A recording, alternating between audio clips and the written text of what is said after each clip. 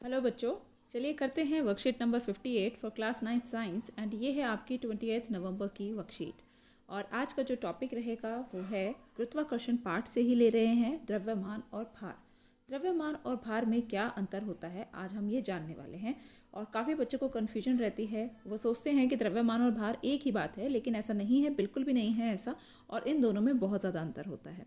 तो ज्ञान ने क्वेश्चन पूछा है जिज्ञासा दीदी से कि किसी वस्तु के द्रव्यमान और भार में क्या अंतर होता है। तो आज ये पॉइंट हमारा बिल्कुल क्लियर हो जाने वाला है और हम एक इंटरेस्टिंग बात भी आज सीखने वाले हैं। तो दीदी ने आंसर किया, हम जानते हैं किसी वस्तु का द्रव्यमान उसके जड़त्व की माप होता है। यानी कि किसी वस्तु के अंदर जो द्रव्यमान होता है वो क्या है, वो उसके जड़त्व की माप है। ठीक है, और जितना ज़्यादा उसका द्रव्यमान अधिक होता है उतना ही उसका जड़त्व भी अधिक हो जाता है। किसी भी वस्तु का द्रव्यमान उसमें मौजूद कुल पदार्थ की मात्रा होता है। तो किसी भी वस्तु, कोई भी वस्तु है, अगर उसका हमें द्रव्यमान देखना है तो द्रव्यमान क्या है, उसके अंदर मौजूद कितने पदार्थ की जो मात्रा है वो उसका द्रव्यमान कहलाएगा। ठीक है, अगर हमने एक बॉक्स लिया है और उसके अंदर हमने 1 किलो चावल डाल दिए हैं तो उसका द्रव्यमान क्या होगा, 1 किलो चावल होगा। ठीक है, तो जितना वो चीज़ें ले सकता है, वो कितना पदार्थ उसके अंदर आ सकता है, वो उसका द्रव्यमान होता है। जबकि वस्तु का भार, आप भार की बात करते हैं, भार एक्चुअल में क्या होता है, तो भार बेटा एक बल होता है। किस प्रकार का बल होता है, इससे यह पृथ्वी की ओर आकर्षित होता है। यानी कि वस्तु का भार वो एक बल है जिसकी वजह से वो पृथ्वी की ओर आकर्षित हो रहा है। ठीक है, वस्तु का द्रव्यमान स्थान में परिवर्तन से नहीं बदलता। अब वस्तु है, उसका जो द्रव्यमान होगा वो कभी भी स्थान के जैसे नहीं बदलेगा। आप कहीं पर भी हैं, आप पृथ्वी पर हैं, आप मून पर हैं या किसी और प्लैनेट पर हैं, तो वहाँ पर इस वस्तु का जो द्रव्यमान है, जो भी वहाँ होगी, उसका द्रव्यमान कभी चेंज नहीं होगा। लेकिन भार जो है वो इनके प्लेस की वजह से चेंज ज़रूर होगा। क्यों?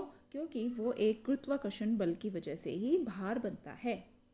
इसका मतलब ये है कि जब भी हम अर्थ पे खड़े होंगे तो मेरा भार अलग होगा यहाँ पे, जबकि मून पे खड़े होंगे तो वहाँ पर मेरा भार जो है वो कम होगा। और किसी और प्लैनेट पे होंगे तो वहाँ पर भी जो ये प्लैनेट, उसके ऊपर जितना भी गुरुत्वाकर्षण बल लगा रहा होगा उसके अनुसार ही उसका भार होगा। ठीक है, आगे बढ़ते हैं, ये बात और क्लियर हो जाएगी। आज हम बात करने वाले हैं वस्तु का चंद्रमा पर भार।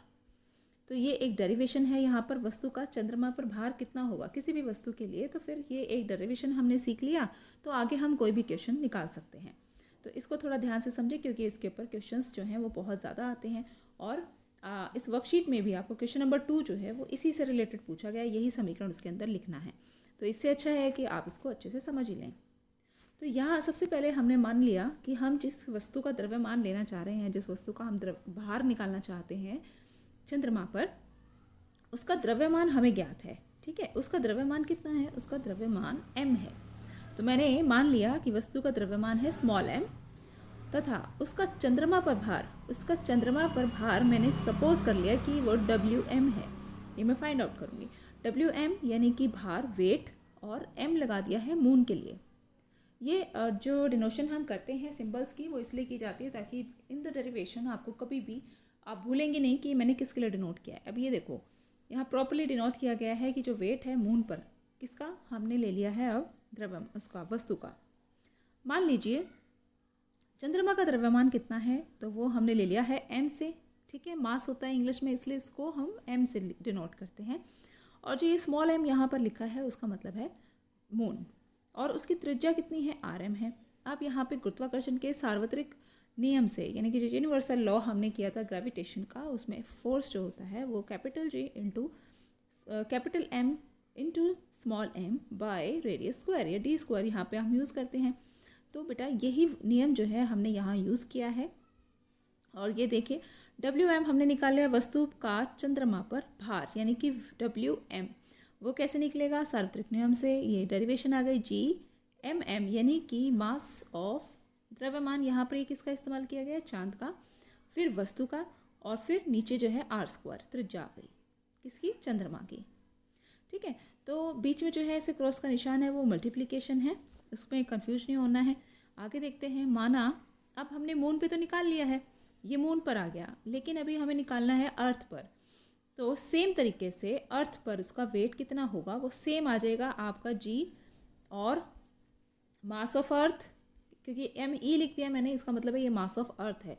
स्मॉल m उस वस्तु का मास है यानी कि द्रव्यमान है, और इसके अलावा नीचे क्या आ जाएगा, रेडियस आ जाएगी अर्थ की, उसका स्क्वायर कर दिया जाएगा। यहाँ मेरे पास दो समीकरण हो गए, ठीक है। पहला हो गया मून के लिए यानी कि चंद्रमा पर उस वस्तु का भार, ये पहली इक्वेशन हो गई, और दूसरी इक्वेशन होगी अर्थ पर यानी कि धरती पर उस वस्तु का भार, ये दूसरी इक्वेशन हो गई। अब पहली और दूसरी इक्वेशन को मैं क्या करती हूँ, विभाजन कर लेती हूँ यहाँ पे, और पहली इक्वेशन को दूसरे वाली से मैं डिवाइड कर देती हूँ, ठीक है। तो कुछ नहीं करना उसके लिए, आप इन इक्वेशंस को ऊपर नीचे रख दीजिए और डिवाइड कर दीजिए, यानी कि WM ऊपर आ जाएगा और WE जो है वो नीचे आ जाएगा। और इसके बाद आप देख ही रहे होगे यहाँ पे, मैं इसको थोड़ा जूम कर देती हूँ। तो यहाँ जो फॉर्मूला था हमारा उन्हीं को एज इट इज़ रख दिया है, इसके अपॉन में ये रख दिया, ठीक है। GM into M bye RM², और नीचे जो है अर्थ वाला आ गया सारा। अब यहाँ पे हम इसको सॉल्व करेंगे इस डेरिवेशन में। जब ये फॉर्मूला हम सॉल्व करेंगे तो G से G कैंसिल हो जाएगा, स्मॉल m से स्मॉल m भी कैंसिल हो जाएगा, क्योंकि ये सेम क्वांटिटी है। तो हमारे पास जो चीज़ें बचेंगी ये वाली और ये वाली, उन्हें हमने ऐसे रखा है, ठीक है। ये ऊपर जाकर मल्टीप्लिकेशन हो जाएगा इनका। तो ये जो बीच में एक स्टेप गायब हुआ है, ये मैथमेटिकल एक्सप्रेशन है जो आप मैथ्स में करते हैं, तो आप इसको समझ सकते हैं।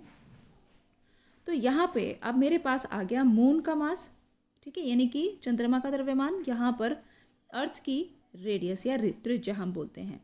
उसके बाद यहाँ पर चंद्रमा की अर्थ का द्रव्यमान, और फिर उसके बाद यहाँ आ गया मून का त्रिज्या यानी कि चंद्रमा की त्रिज्या। अब इस समीकरण में, ये जो समीकरण 3 मुझे मिला है, इसके अंदर हम वैल्यूज़ को पुट करेंगे, क्योंकि हम ये जानते हैं कि चंद्रमा और धरती का जो रेडियस है, जो उनकी त्रिज्या है वो कितनी है, और उनका द्रव्यमान कितना है, ये कैलकुलेटेड हो चुका है अभी तक, ठीक है। तो ये वैल्यूज़ हमने रख दी, और इन वैल्यूज़ को रखने के बाद इस पूरे एक्सप्रेशन को जब सॉल्व किया तो ये हमें देगा 1/6। अब चंद्रमा पर वस्तु का भार, ये हमारे पास है ही, WM क्या था, वो चंद्रमा पर वस्तु का भार था, और WE क्या था, वो पृथ्वी पर उस वस्तु का भार था। तो जब हम इसको सॉल्व करेंगे तो ये पृथ्वी पर वस्तु का जो भार है वो चला जाएगा ऊपर की तरफ, और चंद्रमा पर वस्तु का भार वो रह जाएगा लेफ्ट हैंड साइड की तरफ। तो हमें एक्सप्रेशन मिल गया बच्चों कि चंद्रमा पर वस्तु का भार 1/6 होता है किसका, पृथ्वी पर वस्तु के भार के, यानी कि चंद्रमा पर जो वस्तु का भार होता है वो पृथ्वी पर 6 गुना हो जाता है। I hope it's clear to you. अगर कोई दिक्कत है तो मुझे ज़रूर कमेंट करना, मैं नेक्स्ट वीडियो में इसको इंक्लूड करूँगी। यदि आपका भार पृथ्वी पर, अब ये जो एग्जांपल है ये आपको क्लियर करेगा, अगर आपका भार पृथ्वी पर 48 न्यूटन है। अब आपको याद होगा कि जो द्रव्यमान है, हम जब जनरली डिस्कस करते हैं, हम अपना द्रव्यमान बताते हैं कि मेरा जो वेट है वो 52 kg है या 62 kg है, तो हम kg में जो बताते हैं बेटा वो द्रव्यमान होता है, लेकिन भार जो होता है उसकी जो यूनिट होती है वो क्या होती है, न्यूटन होती है। ऐसा क्यों, ये भी आपको डिस्कस करेंगे अभी हम। तो न्यूटन किस वजह से है, ये तो फोर्स की होती है। तो अभी हमने बात की थी कि जो भार होता है किसी भी वस्तु का, वो क्या होता है, एक प्रकार का बल ही तो होता है। और कौन सा बल होता है वो, जो जिस सेलेस्टियल बॉडी पर, जिस भी प्लैनेट पर, किसी भी जो धरती है या मून है, जहाँ पर भी वो वस्तु है, उस बॉडी के द्वारा लगाए जाने वाला जो गुरुत्वाकर्षण बल है वही उसका भार है, ठीक है, उसी से उसका भार निकलता है। तो यहाँ पे अगर 48 न्यूटन भार मेरा पृथ्वी पर है, तो चंद्रमा पर कितना होगा, तो हमें पता है कि पृथ्वी पर जो भार होता है वो 6 गुना होता है चंद्रमा पर जो भार होता है किसी भी वस्तु के लिए। तो यहाँ पर अगर मुझे चंद्रमा पर अपना भार निकालना है तो वो मैं कैसे निकालूंगी, 48 को मैं डिवाइड कर दूँगी 6 से, क्योंकि वो 1/6 करना पड़ेगा, है ना। तो 1/6 करना है, या फिर उसको हमने 6 से भाग कर देना है, तो ये आ जाएगा बेटा 8 न्यूटन। और 8 न्यूटन क्या हो गया, हमारा चंद्रमा पर भार हो गया। उसके बाद कुछ इंपॉर्टेंट बातें यहाँ दी गई हैं, इनको समझना बहुत ज़रूरी है। तो सबसे पहले बात करते हैं वस्तु पर पृथ्वी का जो आकर्षण बल होता है, वस्तु किसी भी वस्तु पर पृथ्वी का जो भी आकर्षण बल लगेगा वही उसका भार कहलाएगा। और भार निकालने के लिए, यानी कि W क्या होता है, भार होता है, M को हम मास के लिए यूज़ कर सकते हैं, द्रव्यमान के लिए यूज़ कर सकते हैं। तो जब अगर हमें भार निकालना है और हमें द्रव्यमान पता है किसी भी वस्तु का, तो आसानी से निकाल सकते हैं, क्योंकि W is equals to M multiply by G होता है। अब यहाँ पर ये जो स्मॉल g है बेटा, ये क्या होता है? ये एक्सेलरेशन ड्यू टू ग्रेविटी, या फिर हिंदी में हम इसको बोल सकते हैं बेटे गुरुत्वीय त्वरण। गुरुत्वीय त्वरण, ठीक है। और इसकी वैल्यू ऑलरेडी जो है कैलकुलेटेड है। और जब हम फॉर्मूलाज रख के और अपने न्यूमेरिकल्स को सॉल्व करते हैं तो स्मॉल g की वैल्यू रखी जाती है 9.8 मीटर पर सेकेंड स्क्वायर हमेशा। और ये जो स्मॉल g है ये क्या है? Acceleration due to gravity on earth है। ये कितनी वैल्यू है इसकी? 9.8 है। लेकिन अगर मून पर या किसी और प्लैनेट की बात करेंगे तो वहाँ पे इसकी वैल्यू क्या हो जाएगी? चेंज हो जाएगी। क्लियर? आगे बढ़ते हैं तो हम भार यहाँ से निकाल सकते हैं, W is equals to M into g. अब वस्तु का जो भार होता है, ये भी हमने बात की, वो तो एक बल है जिसका परिमाण और दिशा दोनों होते हैं। परिमाण का मतलब क्या है? कि उसकी कोई ना कोई वैल्यू ज़रूर होगी। अब ये तो है नहीं कि ज़ीरो होगा, है ना, तो बाहर की तो वैल्यू ज़रूर होती है। तो परिमाण भी होता है, उसका मैग्नीट्यूड भी होता है और उसकी दिशा भी होती है। अब दिशा क्या होती है बाहर की? अब हमने जब मास की बात की थी, भाई मेरा वेट अगर 48 kg है तो 48 kg है, उसकी कोई दिशा थोड़ी है कि वो इधर है या इधर है, ऐसा कुछ नहीं है। लेकिन भार के केस में है, ठीक है। जो हमारा वेट होता है उसके केस में ज़रूर होता है। अब ये दिशा किधर की तरफ होती है? तो बेटा मैं आपको बताती हूँ कि ये जैसे हमारी अर्थ है, समझ लीजिए, ठीक है। अब अर्थ पे कोई भी वस्तु है, ठीक है। ये वस्तु जो यहाँ अर्थ के ऊपर रखी हुई है, हालांकि मैंने वस्तु ज़्यादा बड़ी बना दी है, वस्तु बहुत छोटी हो जाएगी। अर्थ जो है बहुत बड़ी है, फिर भी आपको समझाने के लिए यहाँ एक वस्तु रखी गई है। पृथ्वी जो है वो कुछ ना कुछ गुरुत्वाकर्षण बल रखती है और वो हर एक वस्तु पर लगा होता है। जितनी भी वस्तुएं हमारी पृथ्वी पर हैं उन सब पर गुरुत्वाकर्षण बल लगता है पृथ्वी का। इसी वजह से वो धरती के ऊपर हैं, अदरवाइज वो हवा में उड़ रही होती है ना। और जहाँ वैक्यूम होता है, जहाँ हवा ही नहीं होती या कोई भी फोर्स ऐसा होता ही नहीं है, किसी भी तरह का गुरुत्वाकर्षण बल नहीं होता, कोई और फोर्स नहीं होता, तो वहाँ पर हम बोलते हैं उसको वैक्यूम है, या हिंदी में बोलते हैं निर्वात है, ठीक है। जैसे हम स्पेस में देखते हैं तो वहाँ पे एस्ट्रोनॉट जो हैं वो घूमते रहते हैं। अब आ जाते हैं सीधे वर्कशीट पे आ जाते हैं। तो ये पृथ्वी जो है ना, पृथ्वी जिस गुरुत्वाकर्षण बल से इसको खींचती है, ठीक है, इस वस्तु को, वही उसका क्या होता है? भार होता है। अब ये भार जो है वो किस डायरेक्शन में होता है? डाउनवर्ड्स डायरेक्शन में होता है, नीचे की तरफ की इसकी दिशा होती है। तो अभी यही बात हम डिस्कस कर रहे थे कि वस्तु का भार जो है वो एक प्रकार का बल है और उसकी दिशा किस तरफ होती है? डाउनवर्ड्स होती है, नीचे की तरफ, धरती की तरफ। आगे बढ़े। किसी भी वस्तु का अन्य ग्रह या उपग्रह पर भार उस स्थान द्वारा वस्तु पर लगे गुरुत्वाकर्षण बल के कारण बदलता है। तो ये बात आप समझ लीजिए कि अगर मैंने अर्थ पर अपना भार चेक किया, मैंने मून पर अपना भार चेक किया, मैंने मार्स पर अपना भार चेक किया, ये तीनों क्या होंगे? डिफरेंस होगा इनमें, ये अलग अलग होंगे। क्यों? क्योंकि हर एक सेलेस्टियल बॉडी होती है खगोलीय पिंड जो कि आसमान में है, ठीक है। अब यहाँ पे देखो, यहाँ गुरुत्वाकर्षण बल जो है अर्थ ने जो लगाया है वही उसका जो भार है उस पर डिपेंड करता है। अब यहाँ मून का जो गुरुत्वाकर्षण बल होगा वो अर्थ के मुकाबले बहुत कम है, इसलिए अर्थ के मुकाबले मून पर हमारा जो भार है वो बहुत कम होता है।